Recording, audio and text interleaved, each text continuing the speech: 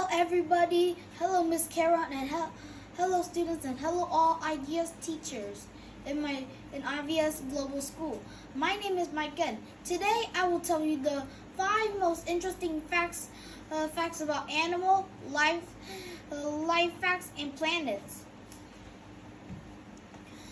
Firstly, do you know that a whale's tongue weight is the same as an elephant? It's because that the whale is so big that I think it's the most biggest animal, but actually it's the most biggest animal in the ocean is actually the sperm whale. And I think the sperm whales are even more large. I think they're larger than an elephant, I guess. But in my opinion, I wanted to say that the elephants are the same weight as a whale. Secondly, do you know pi? Pi, the number, not the pie that you eat. Pi is a number that Greek can't solve it. It's an incredibly long decimal number.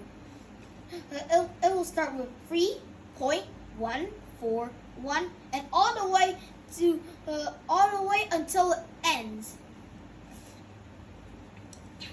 Pi is a known number that we can't solve, but somehow in the future everybody can solve the math question.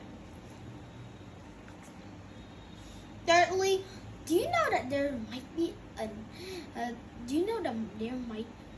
a planet exists in our solar system? There's not just dwarf planets, or not just asteroids, comets, or meteorites, just about that blah blah blah. But then scientists discover a roach planet. A roach planet is a planet that lives in space. No star, that doesn't have star. Fourthly, I wanted to tell you that what is the oldest star in the universe, and that question might surprise you because this star is older than the universe, even older than the Big Bang.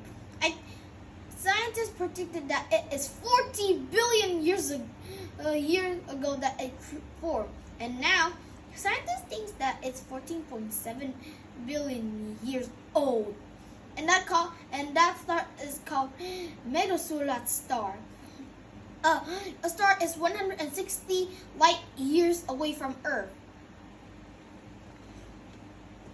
Since this star is so old, it can't hold any more elements of its gravity. So that's why someday in the future, or in more in the future,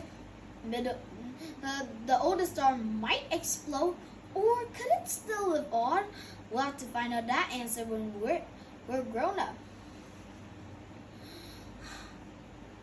And lastly, what I wanted to tell you that when lastly I wanted to tell you that the ice giants, do you know what they do? They rain diamonds from their clouds. They create from the clouds to diamond. But how did they do it? But how did Uranus and Neptune do it? Well, for reasons, scientists think it might be the cloud full of ethylene. It might be a substance or a chemical. Then once the ethylene is in the gas might evaporate and turn into a cloud. Then the cloud would fall and sprinkle through the planet, and if you might land, and when you land on Uranus, you can't bear it because it might give you a nightmare. But if you're curious, let me tell you about this. If you land on Uranus, you will turn into diamonds. Once you land in there and into Neptune, you'll be blown away and also turn into diamonds. But that's a 50-50 chance.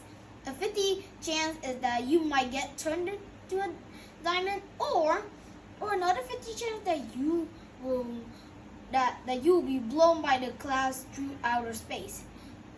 That's all for now. Goodbye, IGS teachers, and goodbye, Miss Caron.